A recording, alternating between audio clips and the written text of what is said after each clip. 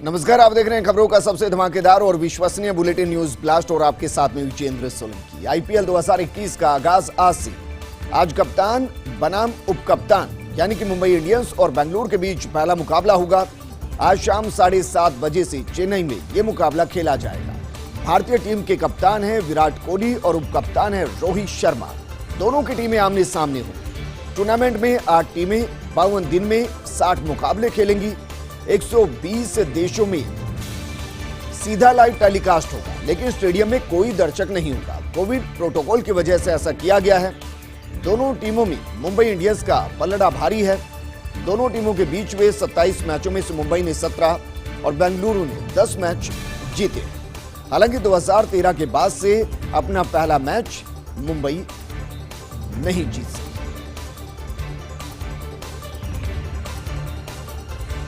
और बात करते हैं बंगाल में ममता बनर्जी का आक्रामक चुनाव अभियान। गुरुवार को दोमजूर विधानसभा क्षेत्र में भाषण दिया और कहा कि चुनाव आयोग चाहे तो दे सकता 10 नोटिस, मैं यहां फूट डालो राज करो की नीति चलने नहीं दूंगी। धार्मिक आधार पर मतदाताओं का ध्रुवीकरण मंजूर नहीं।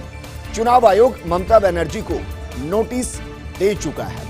ममता बनर्जी को दरअसल 2 नोटिस दिए जा चुके हैं, लेकिन अब ममता बनर्जी खुद इस मामले पर आक्रामक और चुनाव आयोग ने जो नोटिस उनको दिए हैं उस पर दोमजूर विधानसभा क्षेत्र में बाकायदा उन्होंने जवाब दिया, पलटवार किया और कहा कि चुनाव आयोग चाहे तो बेशक उन्हें 10 नोटिस थमा सकता है, लेकिन वो फूट डालो राज करो की नीति चलने नहीं देंगे। धार्मिक आधार पर मतदाताओं का ध्रुवीकरण मंजूर नहीं। हालांकि उनके ऊपर खुद आरोप है कि वो धार्मिक आधार पर वोट मांग रही हैं और इसी पर चुनाव आयोग ने उनको नोटिस भी थमाया है।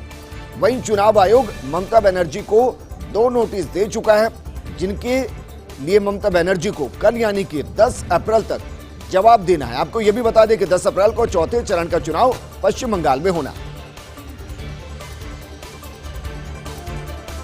वहीं बात करते हैं सिंगूर का महत्व नंदीग्राम जितना ही। बंगाल विधानसभा चुनाव में बीजेपी टीएमसी ने झोंक रखी है ताकत।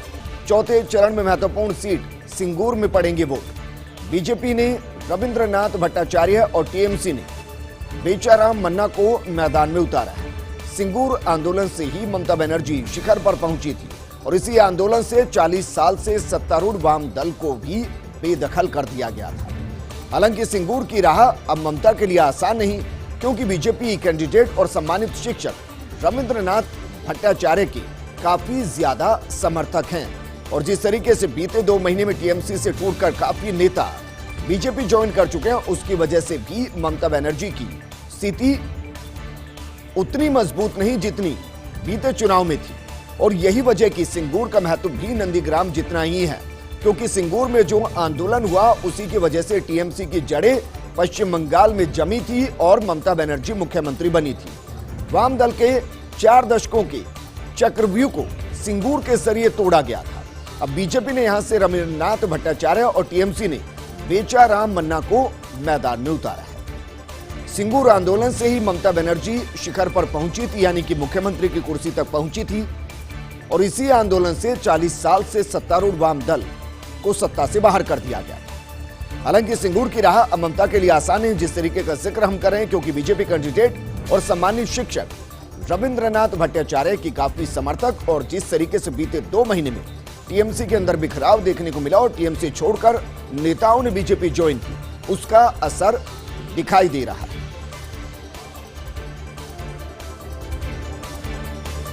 वहीं बंगाल के मुर्शिदाबाद में बीजेपी को मौका। मुर्शिदाबाद की 22 सीटों पर 70% मुस्लिम मतदाता है। इनके बूते कई राजनीतिक दल देख रहे जीत का ख्वाब।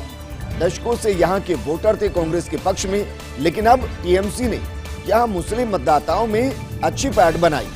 हालांकि दोनों पार्टियों की उधेड़-बुन में फंसे वोटर्स के लिए अन्य विकल्प भी है।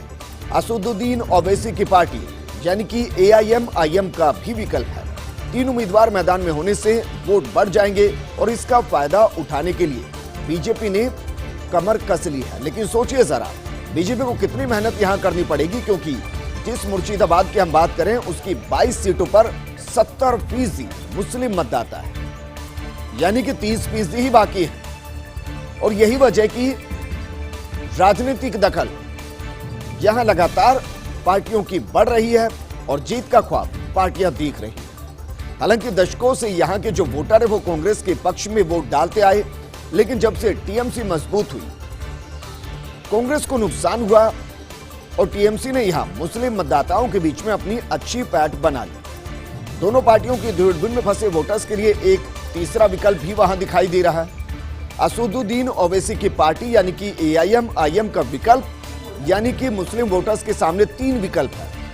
पहला विकल्प टीएमसी, दूसरा विकल्प कांग्रेस और तीसरा विकल्प असदुद्दीन ओवैसी की पार्टी एआईएम। और तीनों ने उम्मीदवारों को मैदान में उतारा है और इसी का फायदा बीजेपी उठाना चाह रही है, क्योंकि तीन उम्मीदवारों के बीच में वोट बंट जाएंगे और इसका फायदा उठाने के लिए बीजेपी ने मुर्शिदाबाद में कमर कसी है। सुप्रीम कोर्ट में रोहिंग्या संबंधी याचिका का निपटारा है। याचिका में शरणार्थियों को वापस नहीं भेजने की मांग है। जम्मू की उप जेल में म्यांमार के 150 रोहिंग्या शरणार्थी हैं। रोहिंग्याओं को वापस भेजना चाहती है सरकार, जबकि सुप्रीम कोर्ट ने कहा कि प्रतिक्रियाओं का पालन करना जरूरी है। निर्धारित प्रक्रिया पूरी करने के बाद ही निर्वासन हो सकता है। निर्धारित प्रक्रिया पूरी करे बगैर वापस भेजना गलत है। दरअसल म्यांमार के अंदर जिस तरीके से सत्ता को लेकर एक तरीके से जंग छिड़ी हुई है और उसकी वजह से रोहिंग्या काफी संख्या में हिंदुस्तान में प्रवेश कर चुके हैं। सरकार ये कह रही है कि उनको वापस भेजा जाए, लेकिन याचिका में शरणार्थियों को वापस नहीं भेजने की मांग की गई। और जम्मू की उप जेल में म्यांमार के 150 रोहिंग्या शरणार्थी है। रोहिंग्याओं को वापस भेजना सरकार चाहती है, लेकिन सुप्रीम कोर्ट ने कहा कि प्रक्रियाओं का पालन करना बेहद जरूरी है। निर्धारित प्रक्रिया पूरी करने के बाद ही निर्वासन हो सकता है। निर्धारित प्रक्रिया पूरी किए बगैर उनको वापस भेजना, म्यांमार भेजना गलत है।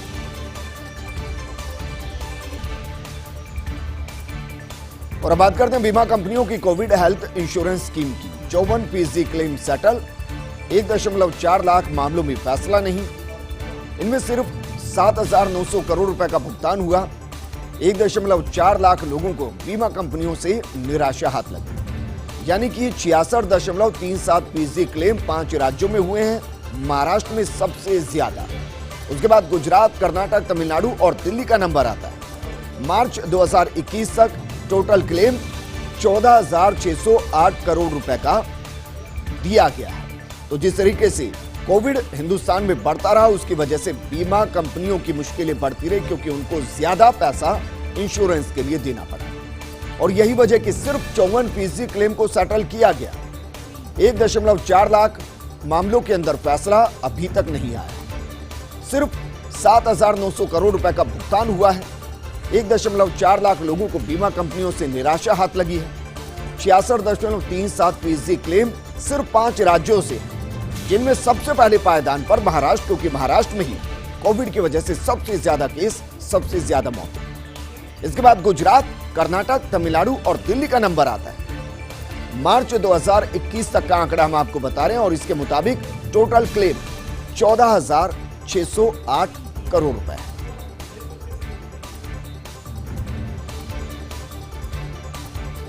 और अब बात करते हैं नई राष्ट्रीय शिक्षा नीति की, जिस पर काम जारी है। नई शिक्षा नीति के अमल को लेकर सरकार पूरी ताकत से जुटी है। 1986 में आई शिक्षा नीति के अमल से जुड़े एक्शन प्लान को बनाने में 6 साल लगे, लेकिन मौजूदा सरकार ने साल भर में ही इसे तैयार कर दिया। इसके प्रभावी अमल को लेकर सार्थक नाम से पोर्टल भी लॉन्च किया गया। नीति के अमल से जुड़े विषयों पर राज्यों के बीच सेतु का काम करेगा ये पोर्टल, जिसको सार्थक नाम दिया गया है।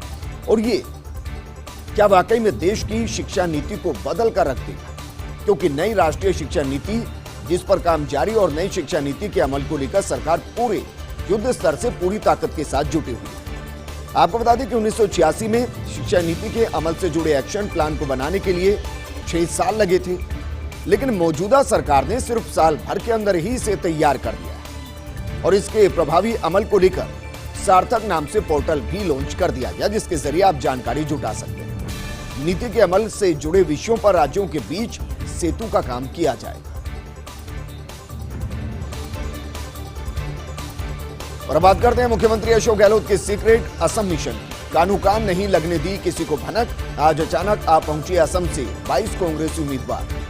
असम में त्रिशंकु विधानसभा की संभावनाओं को देखते हुए जयपुर बाड़ेबंदी के लिए पहुंचे उम्मीदवार गहलोत के अलावा संभवतः केवल महेश जोशी को ही इस पूरे मामले की जानकारी थी और गहलोत के राजनीतिक उत्तराधिकारी महेश जोशी ने भी जुबान नहीं खोली, क्योंकि सिक्रेसी का पाठ उन्होंने भी पढ़ा है अपने मेंटोर गहलोत से। असम उम्मीदवारों के जयपुर पहुंचने से राजस्थान विधायकों के मन से संभावित बाड़ेबंदी की आशंका दूर हो गई है। आपको याद होगा कि कल बाकायदा मुख्य सचेतक महेश जोशी फेयरमाउंट गए थे और उसके बाद कई तरीके के कयास लगाए जा रहे थे, लेकिन अब जानकारी जो है उससे समझ में आया कि ये गहलोत का सीक्रेट असम मिशन था, जिसकी कानों कान किसी को खबर, किसी को भनक तक नहीं लगने दी गई। और यही वजह कि अचानक जब आज 22 कांग्रेस उम्मीदवार जयपुर पहुंचे तो समझ में आया कि कल महेश जोशी फेयरमाउंट क्यों गए। असम में त्रिशंकु विधानसभा की संभावनाओं को देखते हुए जयपुर बाड़ेबंदी के लिए वो उम्मीदवार पहुंचे हैं और यह भी तय हो गया कि गहलोत के अलावा संभवतः सिर्फ महेश जोशी को ही इसकी पूरी जानकारी थी। वैसे भी गहलोत के राजनीतिक उत्तराधिकारी महेश जोशी ने अपनी जुबान नहीं खोली, क्योंकि सिक्रेसी का पाठ उन्होंने भी पढ़ा है अपने मेंटोर गहलोत से। असम उम्मीदवारों के जयपुर पहुंचने से राजस्थान विधायकों के मन से संभावित बाड़ेबंदी की आशंका दूर हो।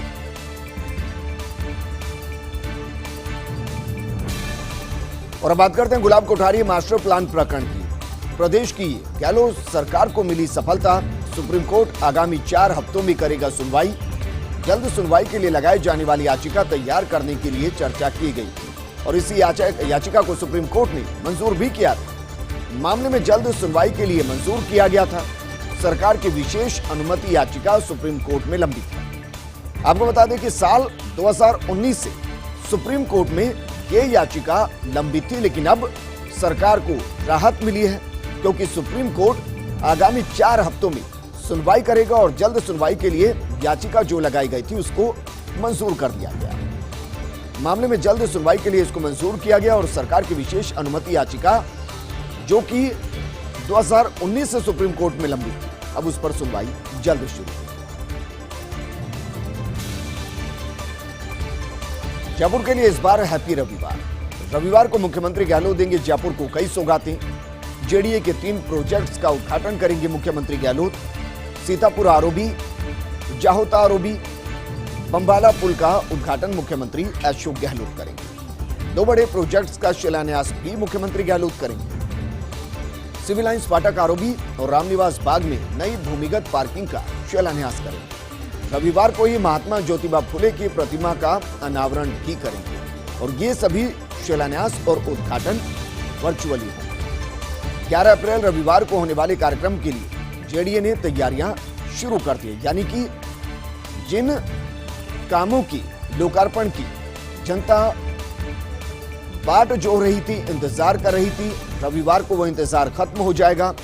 मुख्यमंत्री अशोक गहलोत 3 प्रोजेक्ट का उद्घाटन करेंगे, जो कि जेडीए के 3 प्रोजेक्ट हैं। सीतापुर आरओबी, जाहोता आरओबी, बंबाला पुल का उद्घाटन करेंगे, जबकि 2 बड़े प्रोजेक्ट का शिलान्यास भी मुख्यमंत्री अशोक गहलोत करेंगे और ये राजस्थान और जयपुर के लिए बेहद खास है। एक सिविल लाइंस फाटक आरओबी का शिलान्यास होगा और दूसरा रामनिवास बाग में नई भूमिगत पार्किंग का शिलान्यास भी होगा। इससे परकोटे में काफी हद तक जो गाड़ियों की समस्याएं हैं उसको खत्म करने की कोशिश की जाएगी। रविवार को ही महात्मा ज्योतिबा फुले की प्रतिमा का अनावरण भी किया जाएगा। ये सभी शिलान्यास और उद्घाटन वर्चुअली होंगे। 11 अप्रैल रविवार को होने वाले कार्यक्रम के लिए जेडीए ने तैयारियां शुरू कर दी।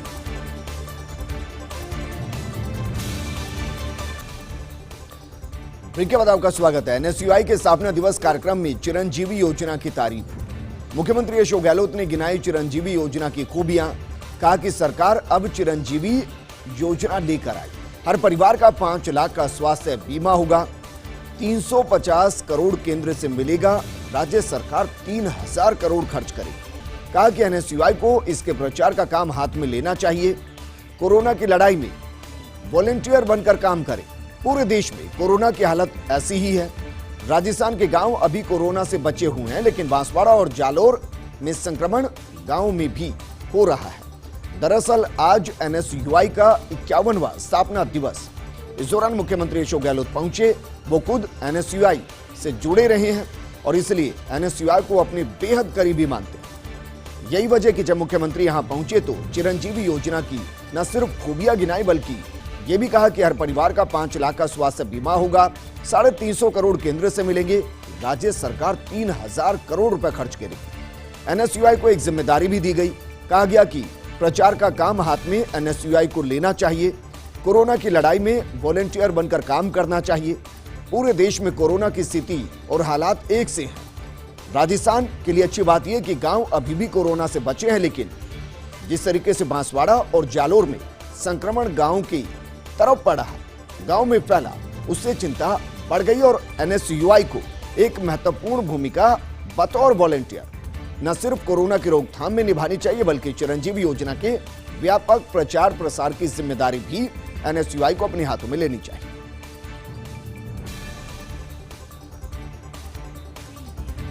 मुख्यमंत्री अशोक गहलोत के पद चिन्हों पर एक युवा विधायक। चिरंजीवी योजना से प्रेरणा ली रोहित बोहरा ने। अपने राजाखेड़ा में अनूठा प्रयोग करने जा रहे बोहरा। गरीब परिवार के एक सदस्य का जीवन बीमा कराएंगे बोहरा। बीमा कंपनियों से बातचीत चल रही बोहरा की और विधायक के रूप में मिलने वाले भत्तों से प्रीमियम राशि चुकाएंगे। हर परिवार के एक सक्रिय सदस्य का बीमा कराने की योजना बनाई गई है। वैसे आर्थिक मामलों के सबसे जानकार विधायक है रोहित। ऐसे में पूरी कैलकुलेशन के बाद योजना को लॉन्च करेंगे और यकीनन ये फायदे का सौदा उन परिवारों के लिए जिनके प्रीमियम को रोहित बोहरा अपनी मद से भरने वाले। आने वाले दिनों में आपकी तालियों पर भी लग सकता है टैक्स। एनएसयूआई के कार्यक्रम में मंत्री प्रताप सिंह ने चुटकी ली। दरअसल मंच संचालन ने मंत्री की संबोधन से किया था आह्वान। संबोधन से पहले ताली बजाने का आह्वान किया था। आह्वान करते वक्त तालियों पर नहीं है टैक्स की बात भी कही। जैसे ही मंत्री ने अपना संबोधन शुरू किया तो चुटकी ले ली और कहा कि आप लोगों ने अब मोदी जी को बता दिया कि तालियों पर टैक्स नहीं है। अब आने वाले दिनों में मोदी जी तालियों पर भी टैक्स लगा सकते हैं। दरअसल जिस तरीके से टैक्स लगाए जा रहे हैं और जिस तरीके से सरकारी उपक्रमों को बेचने की बात सामने आ रही है, कांग्रेस लगातार आक्रामक और चुटके लेते हुए प्रताप सिंह खाचरियावास ने यह भी कहा कि मोदी जी तक आपने बता दिया कि तालियों पर अभी टैक्स नहीं, हो सकता आने वाले दिनों में तालियों पर भी टैक्स लगा दिया जाए। क्या टूरिज्म को हो सकता मुकुंदरा को बचाने की आखिरी उम्मीद। आज से ठीक 8 साल पहले 9 अप्रैल 2013 को हुई थी प्रदेश के तीसरे टाइगर रिजर्व की घोषणा। हाड़ौती सहित देश प्रदेश की जनता और विदेशी पर्यटकों की को थी इससे काफी ज्यादा उम्मीदें। लापरवाही ने बाघ बसाने के मात्र 2 साल में इसे खात्मे की कगार पर लाकर खड़ा कर दिया। 2 साल में मुकुंदरा में हुए 7 बाघ, लेकिन 6 की मौत हो गई। आज तक बाघों की मौत की जांच रिपोर्ट सार्वजनिक नहीं की गई। मैनेजमेंट बदलने के बाद भी मुकुंदरा के हालात नहीं सुधरे।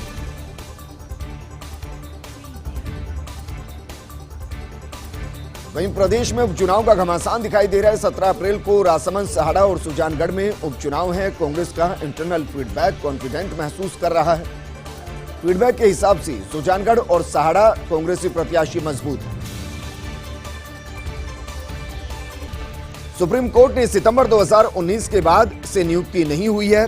सुप्रीम कोर्ट कॉलेजियम की बैठक बेनतीजा रही और बोबडे ने 14 महीने के कार्यकाल में एक भी सिफारिश नहीं। रंजन गोगोई के रिटायर होने के बाद से कोई नियुक्ति नहीं और सुप्रीम कोर्ट में जजों के 5 पद खाली चल रहे हैं। सीजेआई बोबडे के रिटायर होने के बाद 6 पद खाली हो जाएंगे और इस वर्ष रिटायर होंगे अशोक भूषण, नरीमन और नवीन सिन्हा। सुप्रीम कोर्ट में सितंबर 2019 के बाद से नियुक्ति नहीं हुई।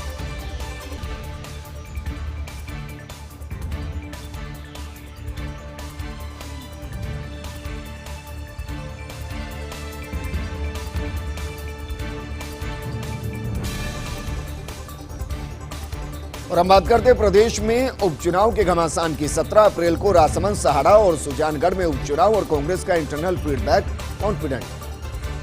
फीडबैक के हिसाब से सुजानगढ़ और सहाड़ा कांग्रेस प्रत्याशी मजबूत हैं, जबकि राजसमंद में बीजेपी का किला ढहाने के लिए और ताकत झोंकनी पड़ेगी और इसी वजह से कांग्रेस ने यहां लगा रखा है एडी चोटी का जोर। हालांकि तीनों सीटों पर हार जीत का अंतर बड़ा रहने की उम्मीद नहीं। सुजानगढ़ में एक बार कांग्रेस एक बार बीजेपी के जीतने का ट्रेंड है। कांग्रेस ने मनोज मेघवाल तो बीजेपी ने फिर से खेमाराम को मैदान में उतारा है। सहाड़ा कांग्रेस का गढ़, लेकिन पीतलिया बन सकती हैं बड़ा फैक्टर। तो तीनों सीटों को लेकर कांग्रेस थोड़ी सी आश्वस्त, क्योंकि ये 2 सीट जो उसके कब्जे में थी, यानी कि सहाड़ा और सुजानगढ़, वहां वो अपने आप को काफी मजबूत महसूस कर रही है इंटरनल फीडबैक।